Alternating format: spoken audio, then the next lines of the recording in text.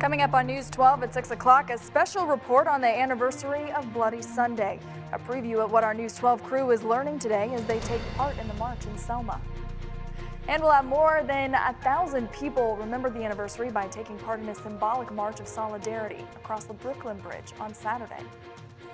And for us, weather-wise, it looks like the warm temperatures are going to continue, but the price of pay is going to be some rain chances in the forecast. You're watching News 12 at 6 o'clock, streaming live on WRDW.com. On your side, this is News 12 at 6 o'clock.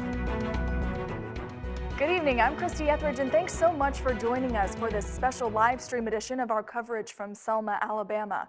Late last night, News 12 made the decision to follow 45 students on their journey to Selma, and so far it's been unforgettable. They left on a bus at midnight, drove through the night, watching the movie Selma on the way. When they got there this morning, they hit the ground running. They stood outside the historic Brown Chapel, watching the church service on a big projector screen outside. The students even meeting some of the original marchers from 1965. The march from Selma to Montgomery in 1965 was a critical turning point in the civil rights movement. And the 45 students are with a group called 100 Black Men and Women of Augusta, a mentoring and community service group. They spent the day with thousands of others from across the country to remember the pivotal point in the civil rights movement, today known as Bloody Sunday.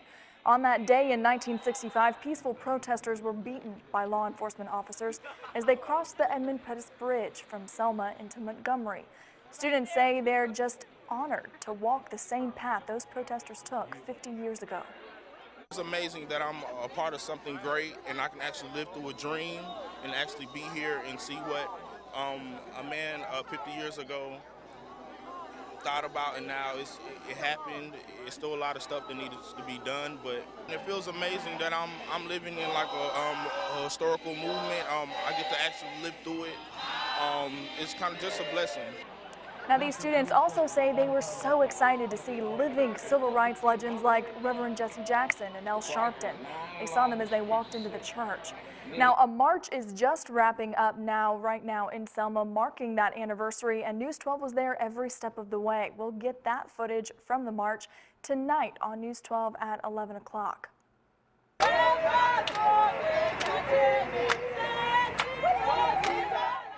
Now that is part of the march and part of the crowd. You can see how excited they are there, and crowds of thousands out there. This video is from WSFA in Montgomery, Alabama. Now our reporters on the scene, on the ground there, they just finished up with the march just a few minutes ago, and they said at one point there were so many thousands of people wanting to march across that bridge. Foot traffic was at a standstill. Now, before today's march, we asked Richmond County students how it felt to be in Selma and what it was like to walk the same path those protesters took 50 years ago. It's fun to be here, it's to know about different stuff that we didn't know about then, to actually see it with our own eyes. And we get to see a lot of different people who was really here when it first happened. A lot of football. It's very interesting, something different. Obviously, that sound coming from the bus that they were riding on the way to Selma overnight. It'll be interesting to hear what they say after they've experienced everything, and that's exactly what you'll get coming up at 11 o'clock. You'll hear more from those students as we take you along their entire journey from Augusta to Selma and back. This is a part of history, and they need to know the struggle of the blood and the tears that were shedded. People sacrificed their lives to come here, and they need to know. Larry Durr is the mentor of the group. He says it's important to keep this alive so that this generation knows what the past generations have done for the community. Durr says the group 100 Black Men and Women of Augusta teaches their students how to be good citizens and productive leaders. Now remember, you can stay with our crew on Twitter by searching the hashtag SelmaOn12 or by following our reporter Taylor WRDW. We will be retweeting them, and these are live updates again from Selma, Alabama, where our crew has boots on the ground. And our students were just a handful of the thousands who made the trip to Selma. The ceremonies marking the 50th anniversary of Bloody Sunday made the country take notice of African American struggles for equal rights that led to the Voting Rights Act. Star Whitley drove with her family from Atlanta so they could all retrace the historic walk across the Edmund Pettus Bridge. So my daughter was a little concerned in the beginning. You know, before we started marching, she was wondering if we were going to get beat up, and I said no. That was 50 years ago, so things have changed since then. 50 years ago, this is where police used brutal force to stop a march for voting rights. The violence of what became known as Bloody Sunday became a turning point for the nation. President Lyndon Johnson signed the Voting Rights Act into law 5 months later. There is a sea of people lined up for blocks for a chance to walk across this iconic bridge, named for a Confederate general believed to be a Ku Klux Klan leader. Many of the original marchers crossed yesterday alongside President Obama. 89-year-old Jenny Newton wanted to be among the crowd commemorating her sacrifice. It feels nice because that means that they still remember what things were about. Before the walk, worshipers gathered at Brown Chapel AME Church. They heard from the Reverend Al Sharpton, Martin Luther King III, and Attorney General Eric Holder. We remain undaunted and undeterred in our pursuit of a meaningful right to vote for every eligible American. Many marchers will be back Monday morning, setting off on a 54-mile, 5-day journey to the Alabama state capitol. Marley Hall, CBS News, Selma, Alabama. To kick off that anniversary, President Obama helped lead a ceremony marking the dark day in American history on Saturday. In New York City, more than 1,000 people remembered the anniversary by taking part in a symbolic march of solidarity across the Brooklyn Bridge. Take a look. 50 years later, on the same Selma, Alabama bridge where Bloody Sunday happened, the country's first black president led a march to mark the anniversary. We honor those who walked so we could run. President Obama helped lead a ceremony marking the dark day in American history. What was supposed to be a nonviolent march across the Edmund Pettus Bridge for the voting rights of black people turned into bloodshed. Televised around the world, marchers were badly beaten by state troopers. We gather here to honor the courage of ordinary Americans willing to endure billy clubs and the chastening rod, tear gas and the trampling hoof.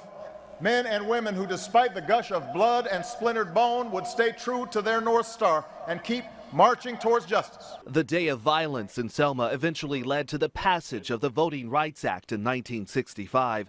Congressman John Lewis was nearly killed by troopers during the march. He returned to the bridge Saturday with a message of unity. We are one people, one family, the human family. We all live in the same house. Here in New York City, more than 1,000 people marked the anniversary by taking part in a symbolic march of solidarity across the Brooklyn Bridge. Many, like former Mayor David Dinkins, say it was about educating younger generations. There are young people today who have a total unawareness of what it was like then. A lot of them are not in tune with what's going on today. Especially, they don't really teach a lot of history in public schools. Brooklyn Borough President Eric Adams led the march, which ended at Borough Hall. He says the fight that took place in Selma 50 years ago has now evolved into fights for equality in things like housing and education. All Americans should find their Pettus Bridge and march over it and find the life that they want in America, the right to pursue happiness and freedom. To deny this progress, this hard-won progress, our progress, would be to rob us of our own agency, our own capacity.